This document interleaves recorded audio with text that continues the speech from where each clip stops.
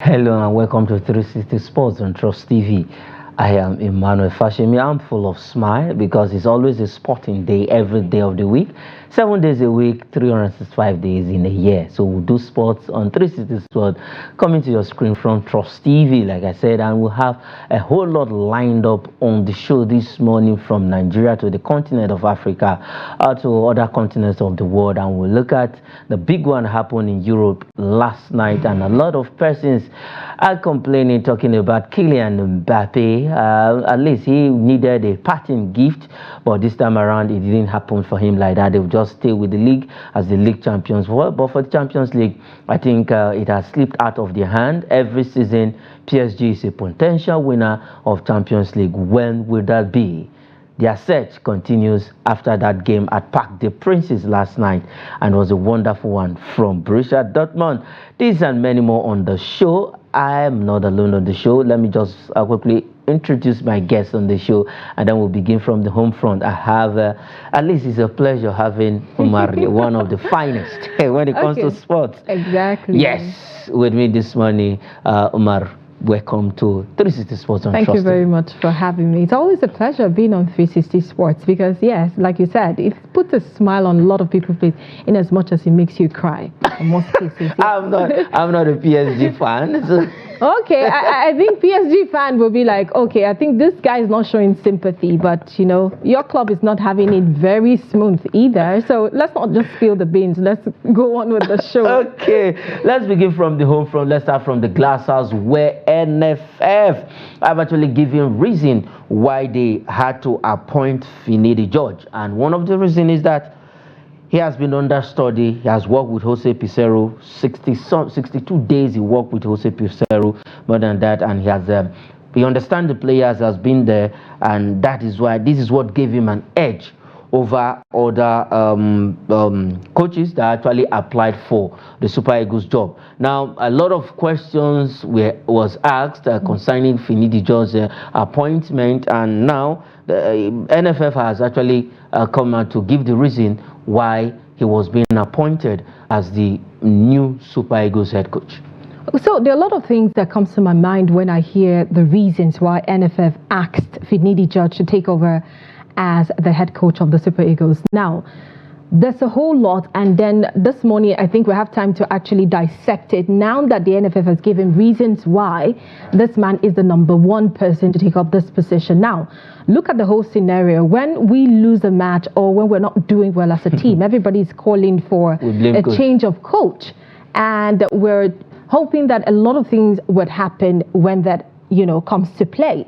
But looking at it right now, before Pizarro actually left, a lot of people were saying that, oh, we need a local coach. We need somebody who is in Nigeria, a local coach who could grow local talents and all of that. We saw what Pizarro did going round the Nigerian Football League, trying to see if he could get. At the end of the day, he didn't get anyone. I think it was just one person. Yusuf, which of course he got choice goalkeeper. Okay, of course, and then everybody was like, what did he do? And now we were clamoring for a Nigerian coach. Finidi George, no doubt, has worked with Jose Pizarro for like 20 months on, and you know, yes, counting. At some point we saw what happened. Now, Jose Pizarro could not stay because we also know the reason why he couldn't stay. He was asking for more money, and we couldn't afford Jose Pizarro, and he has to go. Now, a chance has been given to Amunike and also Finidi George, who are the top spots, because it took us weeks or even months to actually. I think it was getting up to a month. Exactly, before we got, you know, Amunike and Finidi George, after a lot of people, even foreign coaches, you know, applied for this top job in the Nigerian Super Eagles team. Now, Amunike was top-notch for a lot of people, and they have their reasons why. I, for a reason, was thinking that Amunike, of course, he's Nigerian, he has played, he has helped Tanzania, helping them qualify the African Cup of Nations after 40 years. And also, you think about his feat in 2015, and after that, you know, other matches that I think he played. His CV is but Nigerians cannot forgive him for not helping us qualify for 2022 Qatar.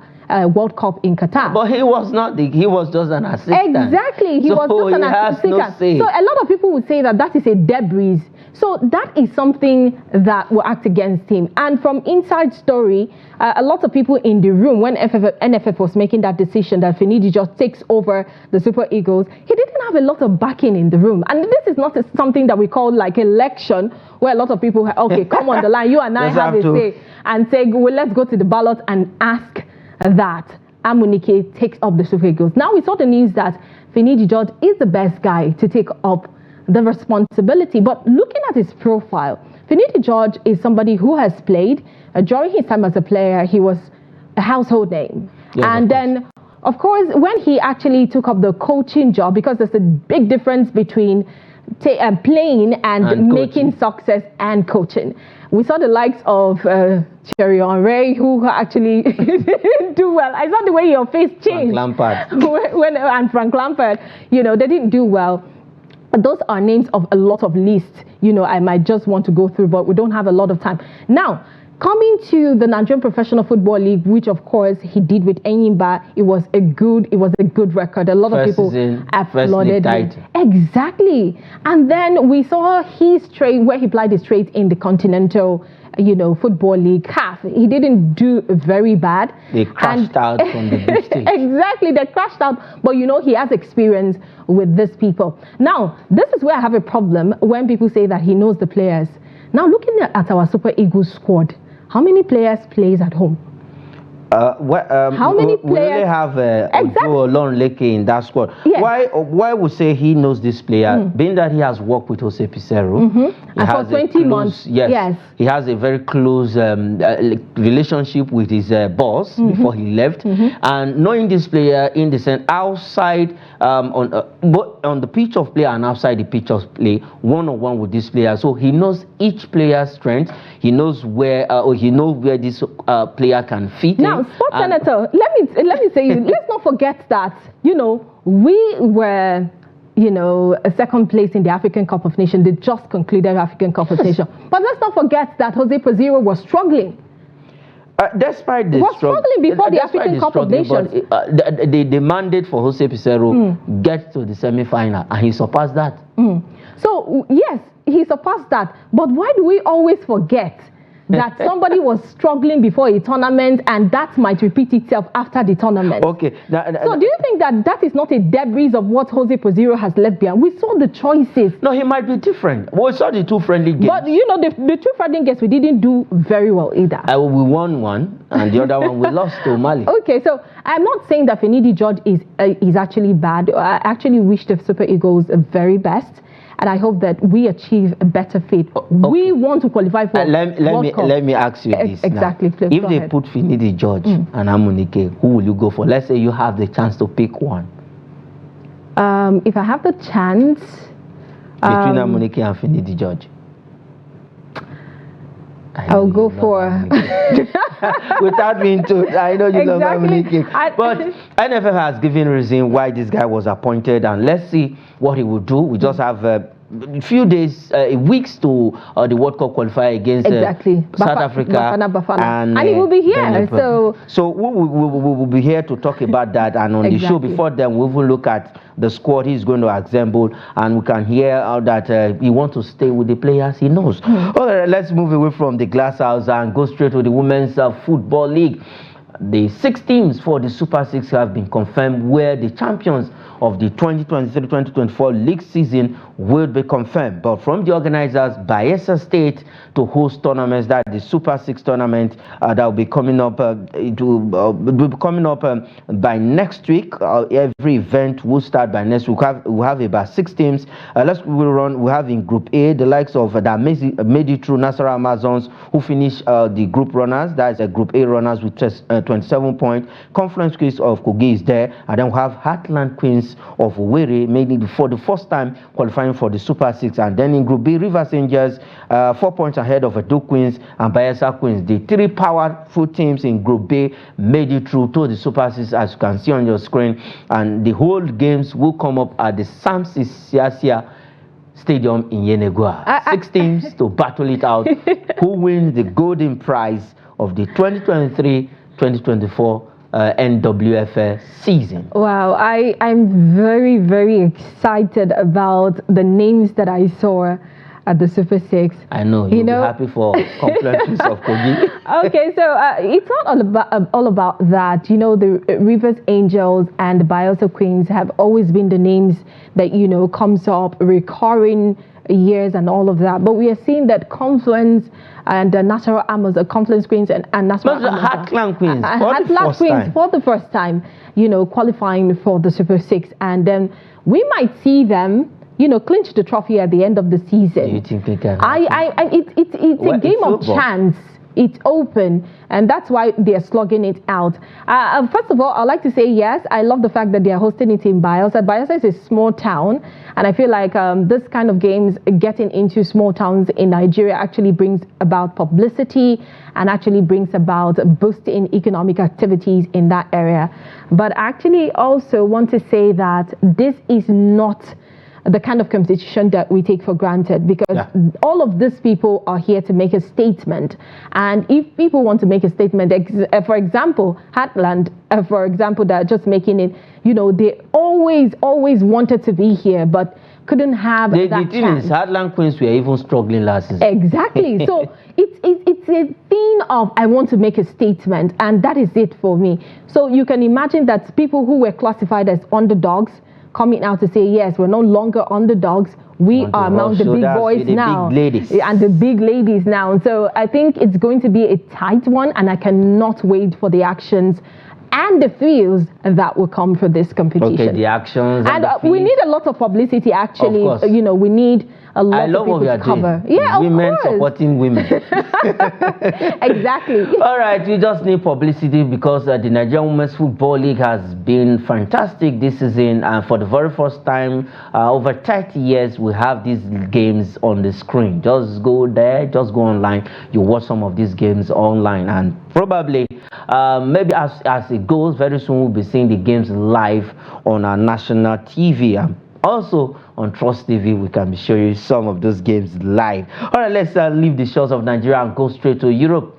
Last night, the unthinkable and the big one. 2013, they got to the final, but they lost it to a team from the same area with them, from the same place. That is, Borussia Dortmund lost the Champions League final in 2013 to Bayern Munich after Bayern lost to Chelsea in 2012. That miracle, Didier Drogba and co, deathing Bayern's hope in 2012. And 2013, they came back against Borussia Dortmund. The Borussia Dortmund lost to Bayern Munich, and now they've made it to the final. 2-0 aggregate over first and second leg, 1-1 apiece. One goal first leg at the Duna Park, and the second game, Matt Hummels, who won the man of the match in the first leg, also winning man of the match yesterday, got that long goal. Matt Hummels, at the end of the season, he will be leaving Borussia Dortmund. I think this is also going to be a parting gift for him. That is if they win the Champions League. Now, Kylian Mbappe also need a parting gift because by next season, he will be with the White Angels, Real Madrid. I love the game of sports because you expect the unexpected. Of course. And when we were talking about, you know, the match, you know, there's always a pre-match banter. And a lot of people were like, okay, I think it's going to maybe be in favor of Paris Saint-Germain because they're playing at home. Superstar. Yes, exactly. And we are expecting that Kylian Mbappe, he has lost out in a lot of things, you know, recently. And I just felt very, starting from the World Cup, the last World Cup. They should stay with the league and enjoy. No, I'm talking about him as an individual now. Yeah. He has lost a lot of things recently, you know, Ballon d'Or, you know, World Cup. He wasn't even there, the World Cup. Like, I literally would say that maybe I cried with him. I didn't cry, literally, but, you know, I felt it. The need that the urge that you need something to happen for you, and then it didn't happen. CV. Exactly. And then this could have been a boost for him in going to Real Madrid. Exactly. So now that, you know, it didn't work in his favor, Hummels has been somebody who has walked his way up. and he's doing tremendously well. For somebody to be crowned man of the match back-to-back in a very competitive game as this one, then we see that Hummels is actually working his way to the top. I'm happy for him. Parting gift for who does the best work. And it happens that, you know, Borussia Dortmund were the best man yesterday. Yes, of the and night. I always say that if you work hard in the game of football or in the game of sport, if you do well, let the best man win. And this is what happened. If we look at PSG, in the first half of that game last night, they didn't show that they want more in that game. But in second half, I think somebody said buy FC because they had 3 clear-cut chances that I noticed, that I know everybody noticed, and more than that, where at least the Bayern came to the rescue of Borussia Dortmund, one from Vitinha, one from Kylian Mbappe, and this other guy. So they couldn't. It was the Bayern that came to the rescue.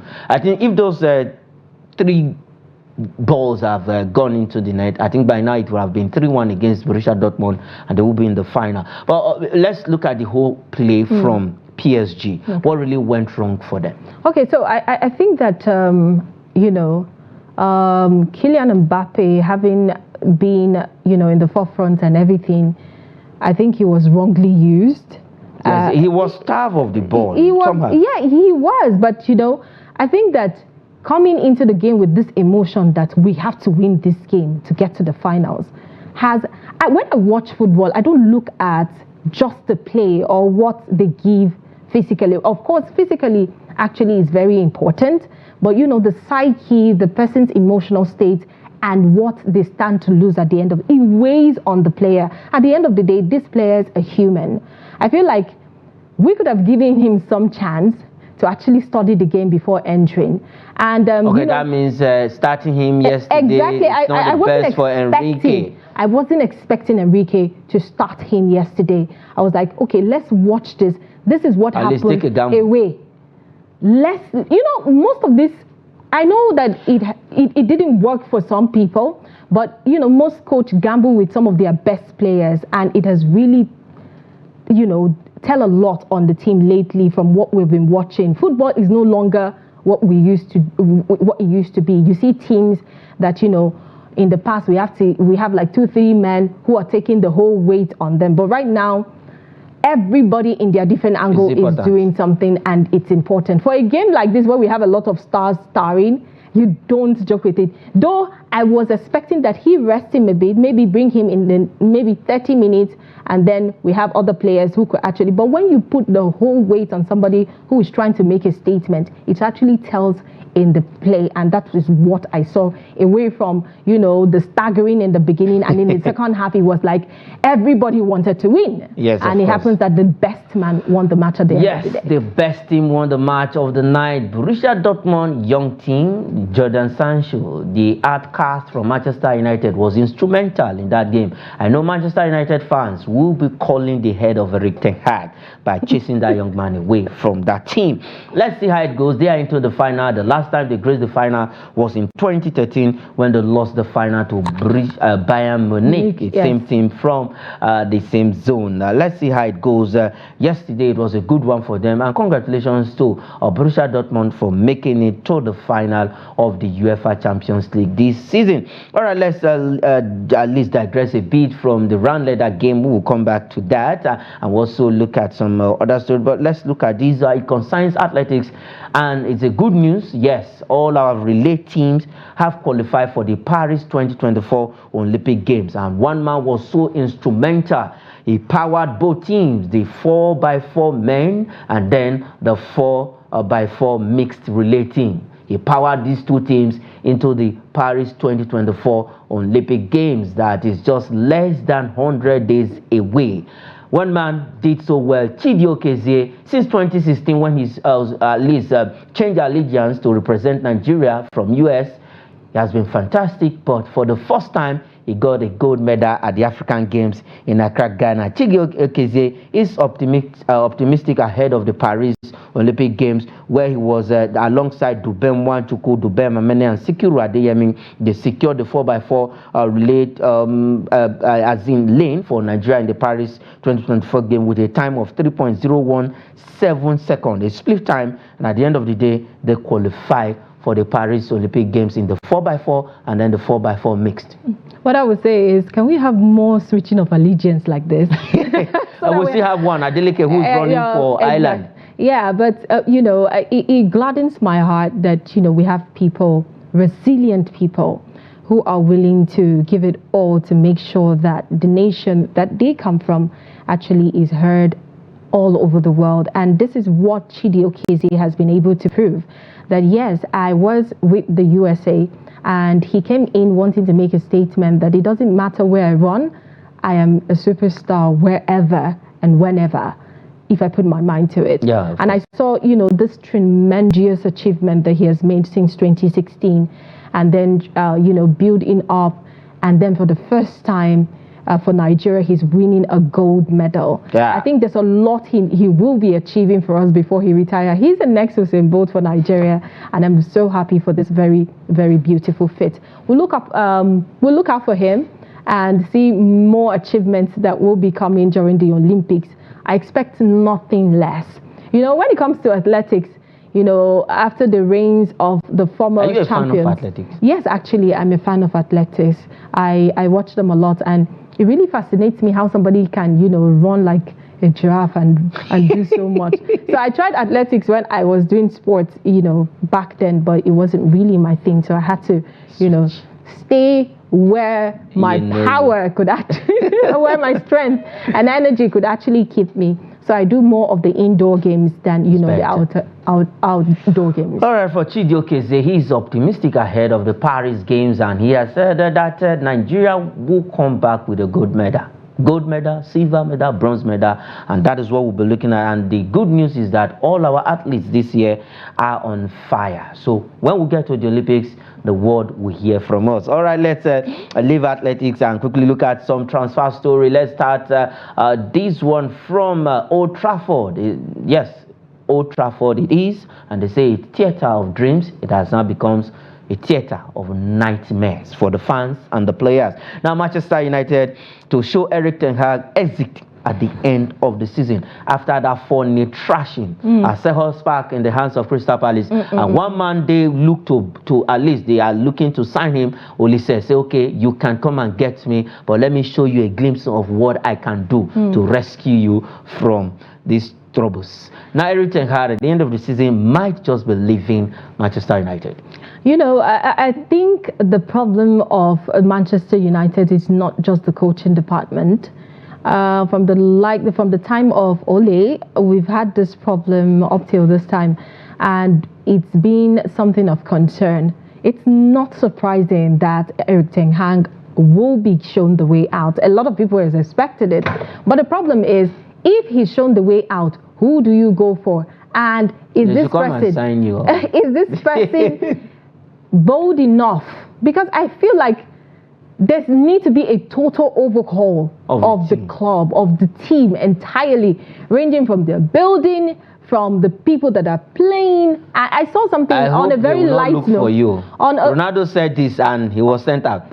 Anyway, I don't have any link with Manchester United. I'm just an ordinary Nigerian who is enthusiastic about sports, and I'm entitled to my opinion, judging from the fact that, I pay one way or the other to make sure that they get paid. Of course. Yeah, so I think that they should do a total overhauling. It's not just ten Hag that is a problem. I saw something on a very light note. Somebody wrote something, Arsenal does this does that. And then they came to Manchester United and they say they kill superstars. So you can imagine that a lot of superstars have been to Manchester United. They have everything, but they cannot showcasing stay in top 4 in the English Premier League or even qualify for next season of the Champions League. So it's a lot, actually. So we need a total overhaul of the team and let's see what we can build of Manchester United before it goes into extreme extinction. Okay, before it goes to extreme extinction, they will be suffering that. They created a history on Thursday night against, on Monday night, I beg your pardon, against Crystal Palace, losing the 13th game of the season and 6 games to all London clubs for the very first time in the history of Manchester United. All right, let's take a look at this one. I know this will have to at least bring smiles on our face because he's a fantastic young man. And Manchester United, Liverpool, Chelsea, Arsenal, a lot of the big teams are also in the race for this young player, 18-year-old. He's a French player. His name is Desire Duo. 29 matches for Rennes this season, 4 goals and 4 assists for an 18-year-old boy who is doing so well. And all of the big clubs, like I said, Manchester United, Arsenal, Liverpool, Chelsea, name them, the big teams in Europe are queuing for this fantastic young man. Yeah, I think this is actually a very big decision for him. I know that he is being managed by very good teams who can make very good decisions, but it actually rests on his oars as well. Where would he want to play? Where would he be very comfortable to play? Because the psyche of the player goes a long way to affect. If you're playing in a club that you don't want to play, just because your management team thinks that this place is good for you, are you going to perform? Now, I think it's a very, very hard time for him because he has to make a decision and then the management has to work with his decision or advise him against his decision.